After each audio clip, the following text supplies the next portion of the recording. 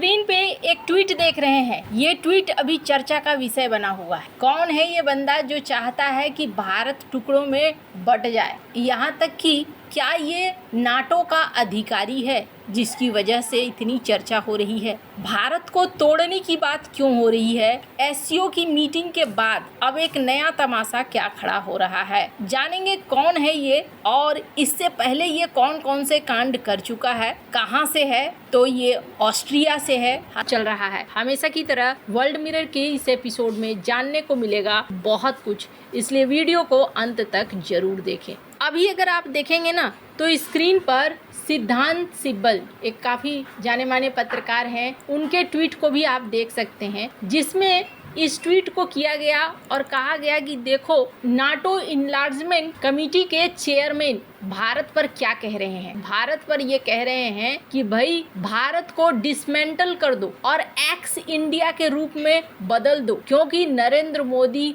एक रसियन इंसान है, यानी कि रूस के द्वारा समर्थित हैं और खालिस्तानियों को समर्थन मिलना चाहिए आज़ादी का। और मैप में देखेंगे आप अलग अलग तरीके के यहाँ पर दिखला दिए गए हैं। खालिस्तान का ये बड़ा इलाका और उड़ीसा अलग है, गुजरात अलग है, सब कुछ एक अलग अलग तरीके से दिखाया गया है, छोटे छोटे संघों में दिखलाया गया है। पहली बात आपको बता दूं, बड़ा ही खास तथ्य है इस इंसान के बारे में, पर पहले मैं आपको बता दूं वो जानने से पहले, ये जो सोच है ना भारत को तोड़ने की, ये सोच आज की नहीं है, ये सोच बहुत पुरानी है और इस सोच का इस्तेमाल करके लंबे समय तक भारत के ऊपर राज किया जा सका। एक बड़ा ही बढ़िया इधर एक इंटरव्यू दिया शशि थरूर जी ने आरटी इंडिया को, और इसमें उनसे सवाल किया गया कि अच्छा टकर कार्लसन कहते हैं कि ब्रिटिश लोग भारत छोड़कर गए तो ये अपने पीछे एक सभ्यता छोड़कर गए थे। टकर कार्लसन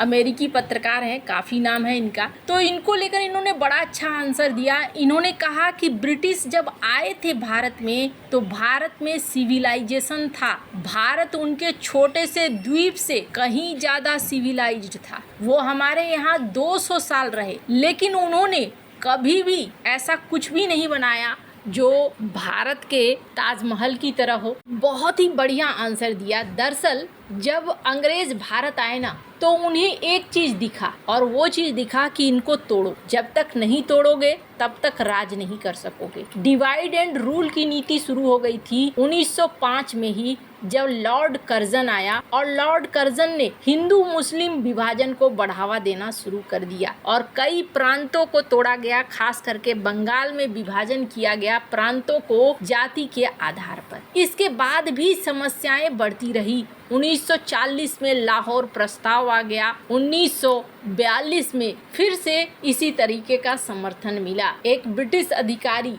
जॉन स्ट्रेटजी, इन्होंने क्या कहा था? इन्होंने कहा था भारत कभी एक राष्ट्र नहीं था, ये अलग अलग जातियों, धर्मों और संस्कृति का संग्रह है। ऐसे ही बहुत तरह की बातें कही गई और सबसे बड़ी चीज, वो लगातार ऐसा काम करते थे जिससे कि भारत टुकड़ों में बंटकर रहे। अगर भारत एक हो जाएगा तो उनके लिए समस्या होगी, और ऐसा हुआ भी। जब भारत एक हुआ उन्हें निकलकर भागना पड़ा, लेकिन जाने से पहले भी वो कुछ ऐसा रच गए कि ये कभी भी एक होकर पुरानी ताकत को हासिल न कर सके जो एक समय भारत के पास था। इन्होंने टुकड़ों में तोड़ने की कोशिश करी, हालांकि टुकड़ों में तोड़ ही दिया, भारत और पाकिस्तान अलग अलग कर ही दिया, लेकिन वो भी और भी ज्यादा टुकड़ों में टूट जाता अगर पटेल न होते तो। वरना इन्होंने तो जो प्लान बनाया था, उन्होंने कुछ ऐसा प्लान बनाया था कि मेरे नहीं तो किसी के भी नहीं, और उस तरीके से उन्होंने तोड़ने की कोशिश करी थी। अभी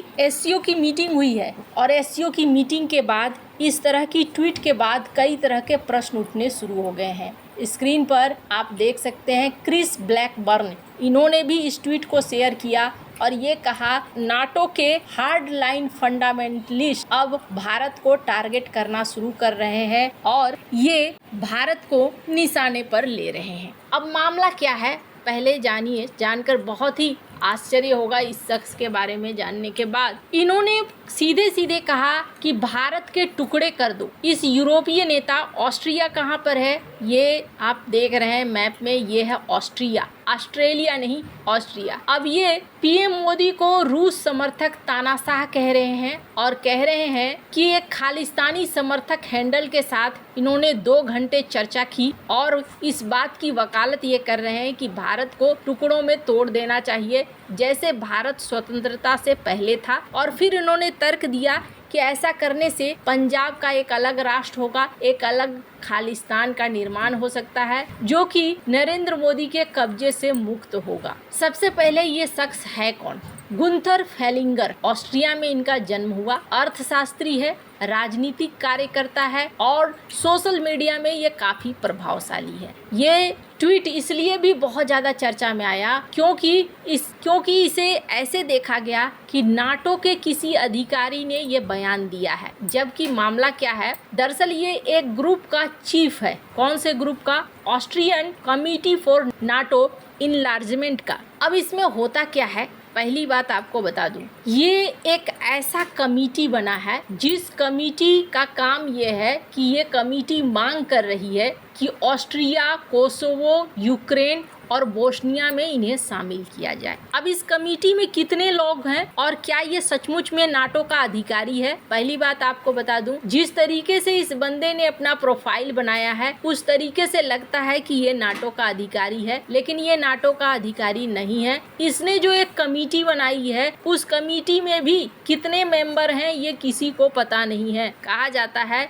कि ये इकलौता शख्स है जो चला रहा है इस कमेटी को। ऑस्ट्रिया नाटो का मेंबर बनना चाह रहा है, ये अपनी कमेटी के जरिए दिखलाता है। वैसे आपको बता दूं, इस शख्स को पहले भी देखा गया है। एक और ट्वीट देखिए जिसमें चाइना को ये तोड़ने की बात कह रहे हैं। एक और ट्वीट देखिए जिसमें ये ब्राजील को भी तोड़ने की बात कह रहे हैं। ये हर किसी को, अजरबैजान को भी इन्होंने ऐसे ही तोड़ने की बात कही है। जब ब्राजील को लेकर इन्होंने कहा था तो ब्राजील के लोगों ने कहना शुरू कर दिया था कि हम ऑस्ट्रिया को तोड़ देंगे। दरअसल में ये शख्स है कुछ नहीं, सोशल मीडिया पर एक ऐसा शख्स है जिसे व्यूज चाहिए। इसके लिंक्डइन प्रोफाइल को भी अगर आप देखेंगे तो कहीं भी नाटो को लेकर कुछ भी इसके वर्क एक्सपीरियंस नहीं शो होते हैं। ऑस्ट्रिया सरकार का कहना है कि ये इसका व्यक्तिगत बयान है, हमारा भारत के साथ अच्छा संबंध है और उस संबंध को हम तोड़ना नहीं चाहते हैं। तो कुल मिलाकर ये शख्स जो इस तरीके की कमेटी बनाकर अपने आप को रिप्रेजेंट कर रहा है, नाटो का कोई अधिकारी वगैरह नहीं है। पर हाँ, ये सोच जरूर दिखलाता है कि भारत को तोड़ने के विचार अब कईयों के मन में आने लगे हैं। वैसे आपको क्या लगता है? इन सब मामले में आपकी क्या राय है? कमेंट कर जरूर बताएं। जल्द मिलते हैं अगले वीडियो में नई खबर के साथ।